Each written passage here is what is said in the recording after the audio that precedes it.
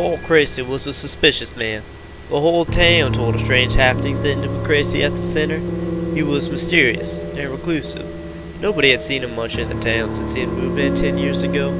His house was at the end of my street. The windows were boarded up and the roof caved in on itself, rotting away. Such it is so that when my friend went missing, old Cracey is who I investigated first. You could never be sure whether or not he was home. He had no card to my knowledge, and I didn't want to make myself known by knocking. My plan was to sneak in through the back door. During my previous reconnaissance exploits, I had discovered a loose board in the fence, and that the back door was swinging on its hinges. It was pitch black outside. I waited till late at night to do my investigation. Hopefully, he was asleep, and that no one would see me breaking in. Creeping along the fence, I kept my ears open, listening for any sound that would let me know where Cracey was. When I had made my way under the loose boards in the fence and up the rotten stairs of his patio, I heard it. Cracey was snoring. With relief, I slowly crept through the door and into his living room. The house was old, and even the inside was rotting. A foul stench rose up from the boards, and dust covered most of his furniture. The one window looked to be like it was in the kitchen. A pale glow of the moon shined from it into the hall I was in. I walked my way to the kitchen, that stench growing stronger. Turning a corner, my heart stopped.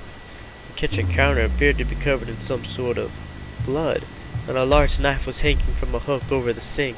It, too, covered in blood. That crazy old man had butchered my friend.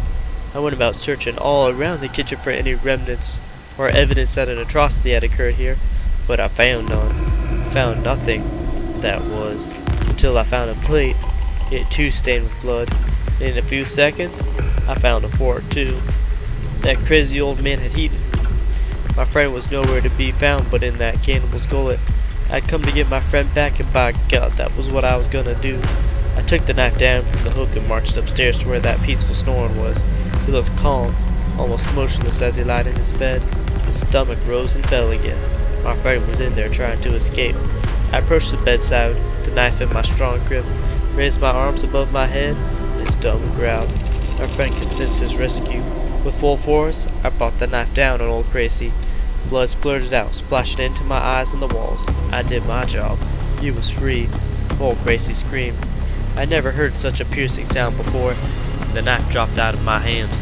From the window in his room, I saw the neighbor's lights come on. I panicked and made for it, running straight down the stairs and out the front door. Sprinting down the streets, I felt porch light after porch light come on.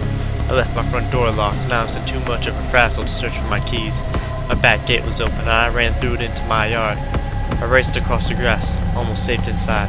Then I tripped. I tripped and fell into a pit. I had a soft landing on something smushy. The pit wasn't there before.